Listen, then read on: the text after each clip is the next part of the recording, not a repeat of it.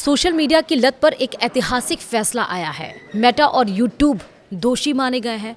Take कंपनियों की जवाबदेही पर अब बहस छिड़ गई है। नमस्कार, आप देख रहे हैं न्यूज़ 18 का डिजिटल प्लेटफॉर्म। मैं हूं आपके साथ श्रुति श्रीवास्तव। सोशल मीडिया की लत से जुड़े एक मुकदमे में अमेरिका स्थित लॉस एंजल्स की जूरी ने मेटा और यूट्यूब को एक युवती के मानसिक स्वास्थ्य को नुकसान पहुंचाने के लिए जिम्मेदार ठहराया है। यह एक ऐतिहासिक फैसला बताया जा रहा है। अदालत ने मेटा और यूट्यूब को दोषी करार दिया है। इस फैसले का असर अमेरिका में अभी चल रहे सैकड़ों ऐसे ही मामलों पर पड़ सकता है और टेक कंपनियों की जवाबदेही को लेकर एक नई बहस छिड़ सकती है। कैली नाम की 20 साल की युवती ने दावा किया था कि बचपन में सोशल मीडिया के उसके अत्यधिक इस्तेमाल का उसके मानसिक स्वास्थ्य पर बहुत बुरा असर पड़ा। उसके पक्ष में फैसला सुनाते हुए जूरी ने आदेश दिया कि उसे मुआवजे के तौर पर 3 मिलियन यानी कि 28 करोड़ रुपए अमेरिकी डॉलर दिए जाएं। इसके अलावा जूरी ने तय किया कि कुल नुकसान के लिए 70% जिम्मेदारी मेटा की है, जबकि 30% जिम्मेदारी यूट्यूब की है। वहीं मीडिया रिपोर्ट के मुताबिक मुकदमे के दरमियान कैली ने गवाही दी कि उसने 6 साल की उम्र में यूट्यूब और 9 साल की उम्र में इंस्टाग्राम का इस्तेमाल शुरू कर दिया था। इसके अनुसार इन प्लेटफॉर्म्स ने उसकी उम्र की पुष्टि करने या उसकी पहुंच को सीमित करने के लिए कोई प्रभावी प्रयास नहीं किया। उसने अपनी गवाही में कहा कि वह धीरे धीरे अपने परिवार से दूर होती गई और अपना ज़्यादातर समय सोशल मीडिया पर बिताने लगी।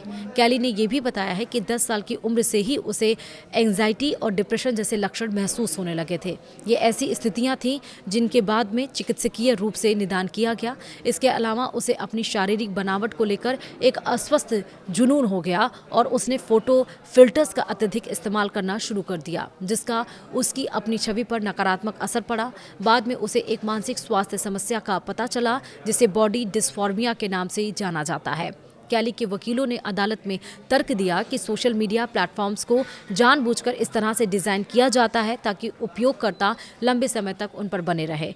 इन्फिनिट स्क्रॉल जैसी सुविधाओं को लत लगाने वाला बताते हुए उन्होंने दावा किया कि इन कंपनियों ने जानबूझकर ऐसे तंत्र विकसित किए हैं जो विशेष रूप से युवाओं को आकर्षित करने के लिए बनाए गए हैं।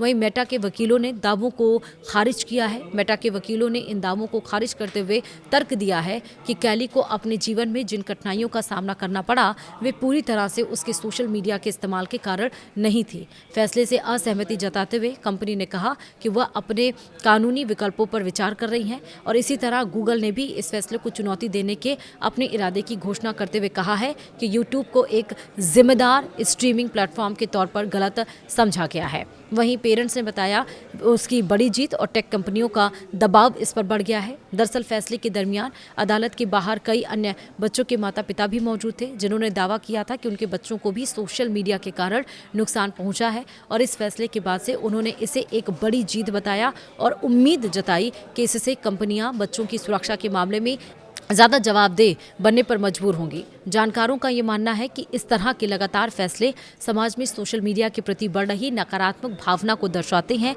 आने वाले महीने में इसी तरह के कई और मुकदमों